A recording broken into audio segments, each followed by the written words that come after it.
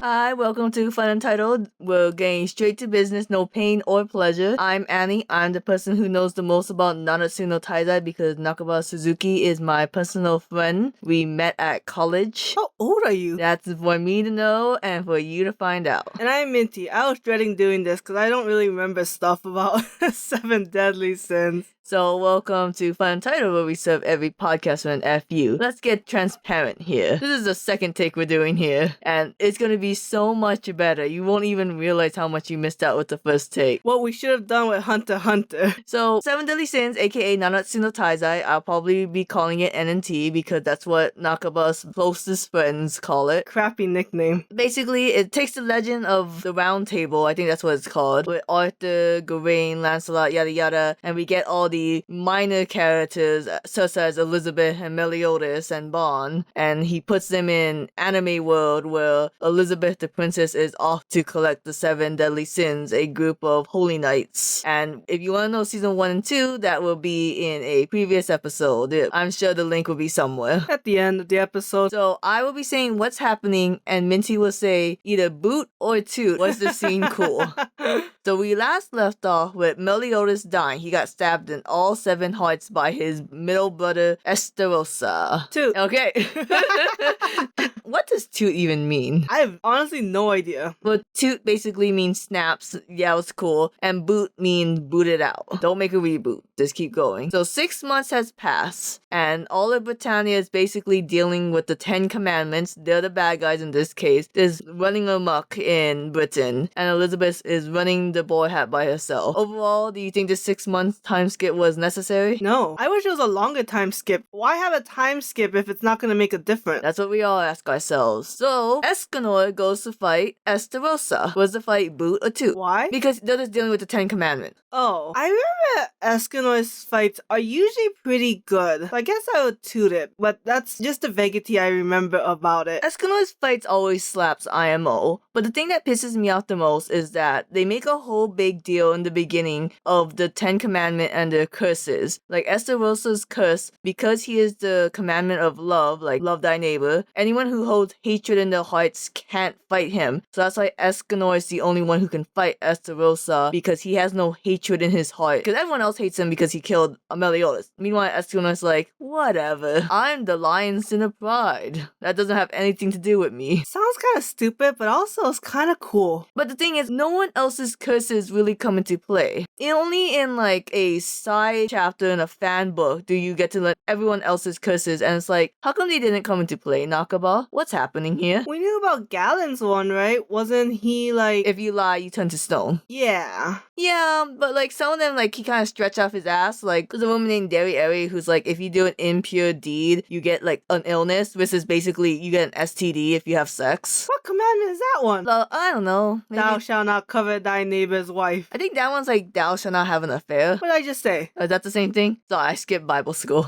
So we have that, and after that fight, I believe Meliodas comes back to life and is like, let me fight Derry and Monspeed, the people who have the most useless commandments. Is the whole purpose of the immortality thing just to give kind of a cop-out of like, here's drama for Meliodas to die. Oh wait, he's cursed, so he can just come back to life, and the direction that NNT takes it is just so stupid. I think it's just he did this so we could explain why Meliodas will, spoilers, become the main bad guy in the middle. I mean, kind of, yeah. So, Meliodas versus Derry and Monspeed. Do you even remember that? It was so non-important. Was this when Derry gets a haircut? Yeah. Yeah, I don't remember beyond that. Monspeed dies, right? Not in this one. God damn. I'm just gonna keep saying that every time you say his name. This is why he dies, right? That's when No Mouth dies, right? Because he stops breathing? No, that's later. No, I'm just kidding. So, after this, Merlin fights Grey Road. Okay, I remember this one. This one was okay. The thing with Hellburn was not needed, though. That one, she was thou shalt not kill, so if you killed in front of Grey Road, you get really old and die. Oh, it is Grey Road. Yes. Shit, I was thinking of pink hair girl. No, Mescula comes later. Oh, never mind. I'll go back to the Hellrim thing later then. Oh, I misheard what you said there. But yeah.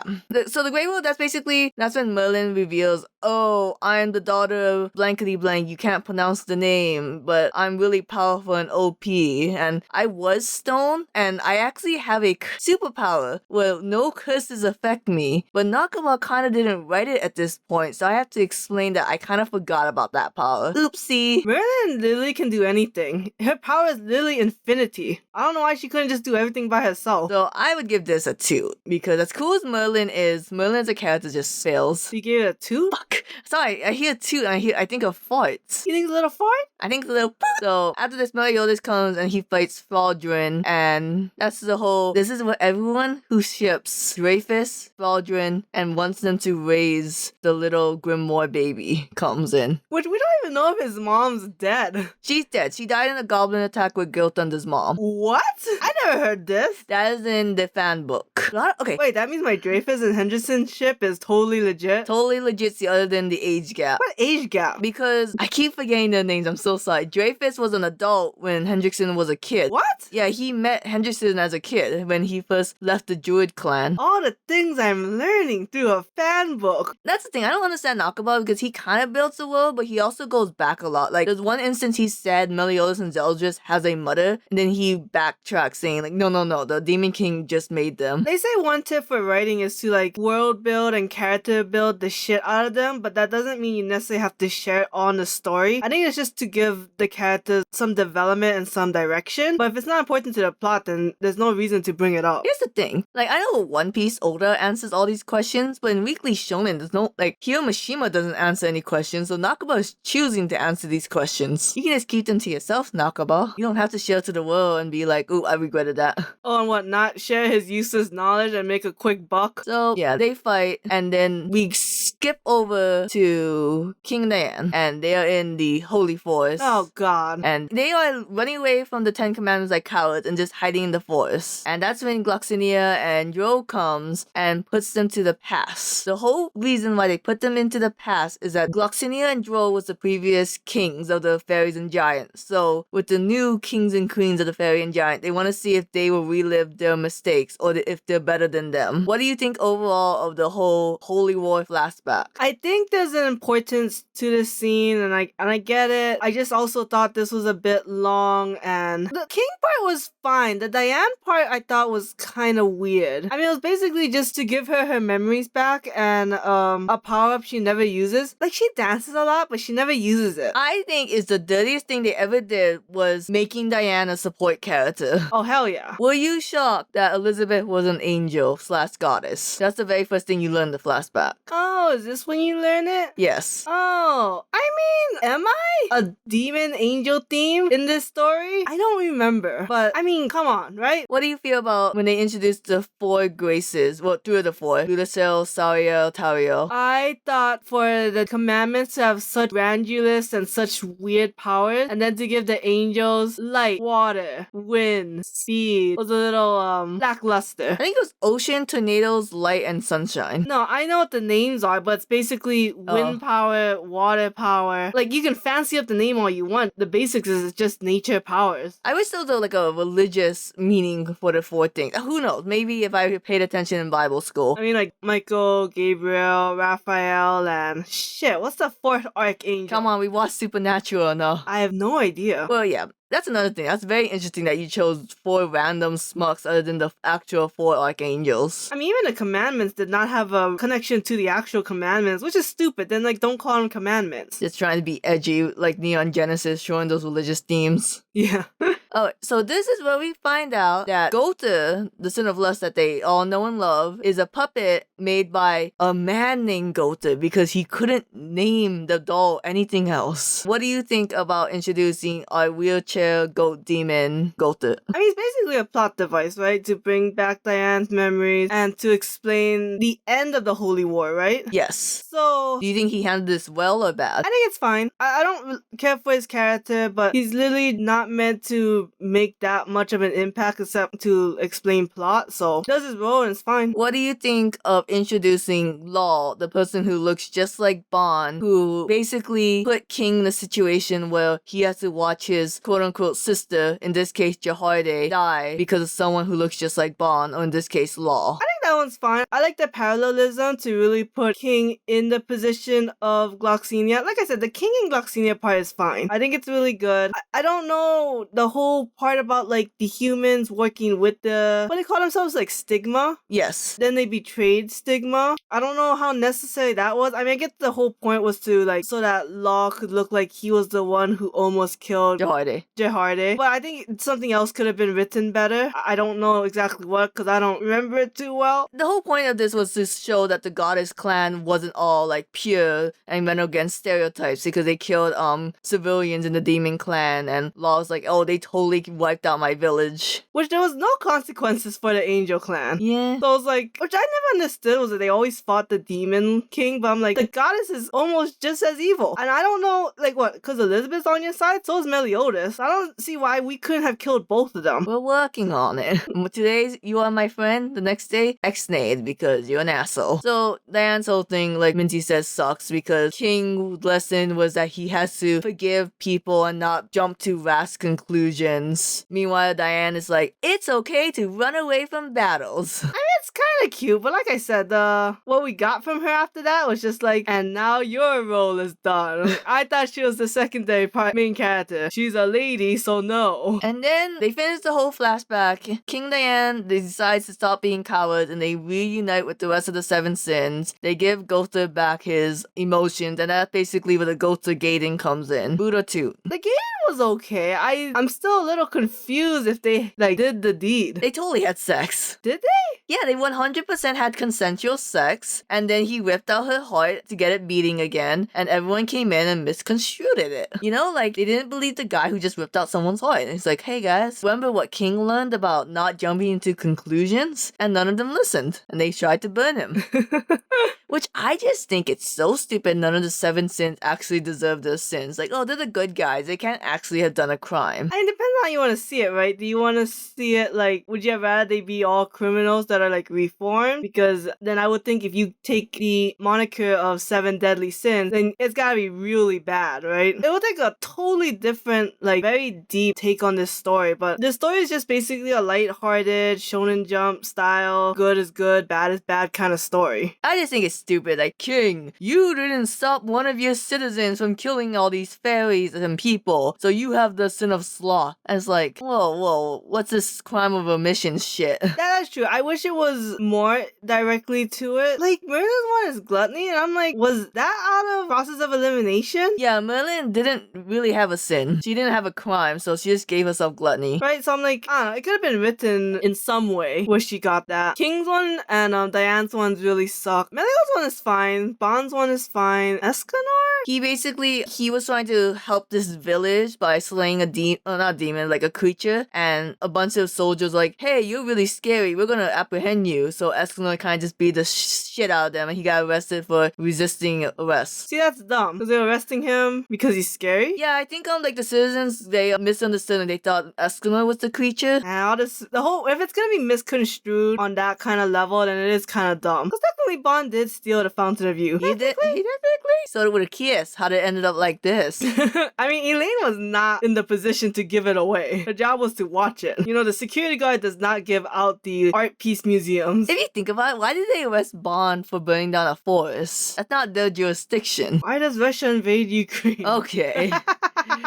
So the Seven Sins are together. Merlin goes to look at Arthur because she can't see him, and Zeldris is like, get the fuck out of my face. And Elizabeth's like, Merlin, are you okay? He's like, Arthur, I can't find him. He's my lover boy. But right now I'm being cursed by Zeldris, Meliodas' shitty little brother. So Elizabeth's like, alright, I'll clear this curse for you. Don't worry, little mama. And then she goes inside Merlin, and Zeldris is like, hey, I'm about to say something that's gonna trigger you, you Tumblr snowflake. And she's like, ah. And later on, that will trigger Elizabeth getting her memories back. Did we have to put a trigger warning on this episode? No, it's fine. Dramatic pass. Triggered. And I'm not even gonna ask you, Buddha, too. That was just really weird. Because the Merlin and Arthur ship is so poorly done, but I know it's gonna become canon because Nakaba cannot stay away from Loli. I like the ship. Although, to be fair, all the NNT ships are weird. No. There's no NNT ship that is not weird. I dare say, Belaine barely passes the threshold of the only couple that didn't flirt with the other when they were a child. Yeah, for sure. So, they are going off to deal with the commandments now. Oh god, this whole part? So, on the journey, Bond goes through some emo shit that's gonna come and play later. I don't give a shit. Elizabeth gets her memories back, and so she's going to die in 3 days. And before that, we gotta deal with Meliscula. This is your snake battle. This is the snake battle. This is the... It wasn't a good battle. And then there was like the Hellburn part where like he was gonna protect like King or Diane, and then he ended up getting stomped, and it was like, I don't think we needed this at all. That's super good. Meliscula's power is to bring back the souls of the dead that has a lot of anger. And like I said before, Hellburn killed a lot of people, and King went to jail for that because of sin of omission, sin of sloth. So Meliscula brought back all those people to possess Diane. And what? Yeah. And oh, that's right. That's when she started like knocking her own head, right? Yeah, with the hammer. So Hellburn was like, hey, if they kill me, their soul will be put to rest or some shit.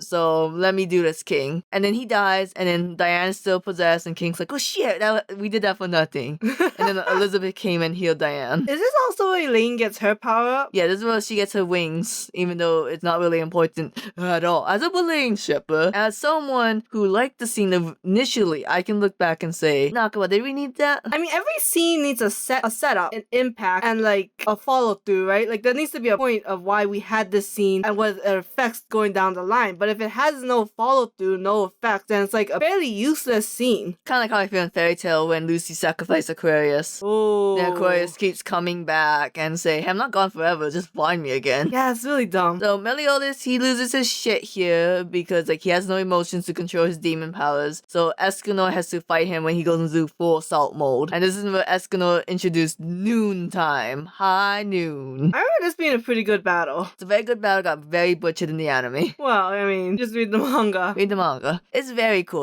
Escanor's fights was very cool at one point. Then things went cloudy.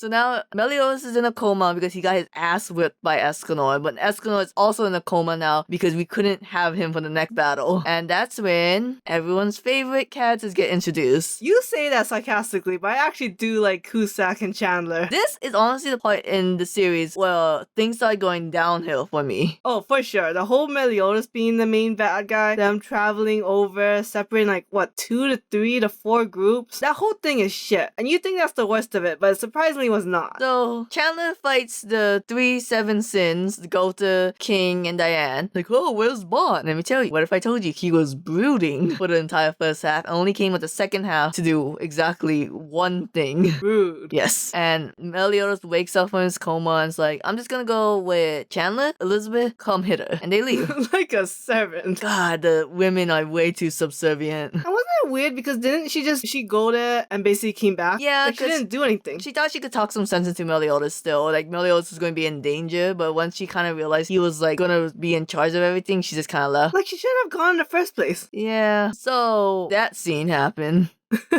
And the little tidbit, Meliodas kind of whispers into Zeldris's ear, and Zeldris is like, yeah, okay, I'm fine with you being Demon King, I don't give a shit. And Elizabeth runs away, joins back to 7 Deadly Sins, and then we get to see where Arthur is. Remember Arthur? He's underneath Camelot, killing demons with the help of his little sidekick, Soccer Ball. You know what sucks? Because I actually really like Arthur as a character overall, even though even to this point he hasn't really done anything. Because clearly they wrote him up to be like a big potential of great power. Arthur is not a bad character.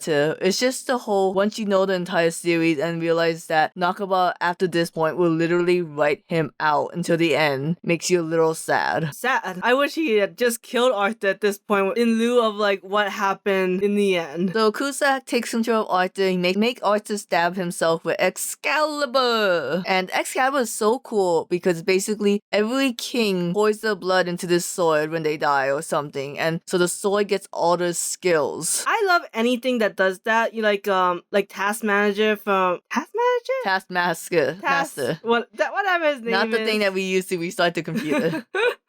from like the Marvel comics, but like copying and like passing down. And if you don't know the one for all quirk of My Academia, but it's just like a very cool concept, and it's like learning how to like build power. Even though Arthur kind of came out of the gate knowing how to do shit, but I think that was part of the sword's thing, because part of like one for all was not really to teach you that, but like the sword is like, I am giving you this, I'm giving you the skills, the knowledge, the intuitiveness of how to use it, and then it was just shot down in like less than a chapter. Yep, that's why Kusak is best character in Minty's opinion. I'm not saying it's the best character. I'm just saying I like the do whatever we want kind of attitude, very strong powers. They have a purpose and they're living up to it, story-wise and like plot-wise. No, I get Kusak and Chandler. It's so cool. They're the one who taught Meliodas everything because they're like the teachers. It was weird because Chandler has that relationship with Meliodas, right? Because they can both do full counter. Yeah. Why does Kusak and Zeldris not have something like that? You must not have saw the part where Kusak taught Zeldris the breakdance move. The how to grow your hair to be long. Yes, defying gravity. So Arthur goes down thinking Meliodas betrays him because he's like the ultimate Meliodas fanboy. We don't really go into that, but that's a thing. Now, you know what? Oh, right. Gil Thunder's the #1 fanboy. I'm sorry, Gil. I'm sure they're both fighting for that title. So Arthur is now in sword coma, and Merlin is super sad that her future husband is like that. And Escalin's like, man, I can't even compete with a child. Oh, shucks. Don't say it like that. How else do you want me to say it? I don't know. Like, oh man, I can't compete with a prince of a kingdom that's still alive. Kind of, technically. Oh yeah, I forgot this is... who cares about Merlin being a child in an adult body? No. It's so gross. It's completely gross. And the way they explain it is like continuing to be gross. I mean, at this point, it's hinted that Merlin likes Meliodas, so I don't feel bad sharing it here. It's so gross that Merlin is a child, and she made herself look like an adult so she could have a chance with Meliodas. And everything she does is because she wants the love of Meliodas, and she has an empty feeling inside her that needs to be filled because Meliodas loves Elizabeth. Look, the uncreated love is fine, but her true body can't still be the child's body. Why? The thing about like she stopped her own time to do something, and so she could learn every magic, and she decided to stop it at the age of 3. Because I guess technically she is not a 3-year-old, right? She's like thousands and thousands of years old. Yeah, it's really sad because like her first design kind of made her look like she could have been 10, and then Nakaba like was 3 years old. It's just really gross. And I know the lowly culture in Japan is strong, but this is gross. Meanwhile, now we're gonna jump from the 7 sins to Arthur. Now we're gonna jump to Margaret with Dreyfus and Hendrickson. And Margaret finds a little angel horn and she gets possessed by dun dun dun dun Ludishell. And Ludishell's like, hey, let me possess your body and I'll help you save Gil Thunder from his creepy ass stalker. And she's like, you got a deal. Then they stab Vivian in the throat. I used to have a friend that was really obsessed with Vivian. Vivian is a gross character. Who likes Vivian? Nah. Vivian is literally an adult woman who fell for Gil Thunder when he was a child. Really? Yeah, and she's been doing everything she can to separate Gil Thunder and Margaret because she knows they have a thing for each other. Holy shit. It is gross. What's like, when you remind me of Gil Thunder and Margaret, it's like, oh, okay, that's right. That's a couple that's fine. There's no weird age thing, or even like Veronica and Grimoire. Are you telling me Vivian was like an adult and it's like, is that why she's into Dreyfus now? Yes. Or eventually? She'll eventually become like Dreyfus because he's actually more her age. Gross. So the 3 Graces comes back. There would have been 4, but Esterosa killed Male, so bye Male. And the 3 Graces are like, hey, we said all the goddesses were sealed away a long time ago, now we're back. And we're back for the Holy War. The boys are back in town. And Elizabeth's like, hey, you're kind of evil, but I guess we have to team up with you. So let's do a little crossing of our angel blades in the air to signify the start of the Holy War. Oh god, they're crossing the stream. Because I believe the crossing of shooting stars is supposed to be the start. Oh, imagery. And Meliodas like, put it on, bitches. So they put the demons to attack Camelot. The 7 sins separate to, I think 2 groups. One to go free Meliodas' body. Oh, I'm sorry. Bond also went to Purgatory to try to get Meliodas' emotions. So they're trying to get the emotions and body back. See? 3 to 4 groups. And then Kian and Elizabeth goes off to fight the demon and help the troops. And then we find out Escanor has male sunshine. How did Escanor get goddess powers? Find out in the sequel. That means next episode. Because this has gone pretty long, and I think we have a lot more to say about the very last season than we do about this one. Because as bad as this season was, holy shit, the next one is terrible. Seven Deadly Sins, Season 1, super good. Season 2 is debatable, but I think it's good. Season 3 is like, it's slippery slope. Season 4 is like, I had the expectations so low and I'm still disappointed. But until then, that was the whole of the Holy War or whatever. And next episode will be Dragon's Judgment because that makes 100% sense.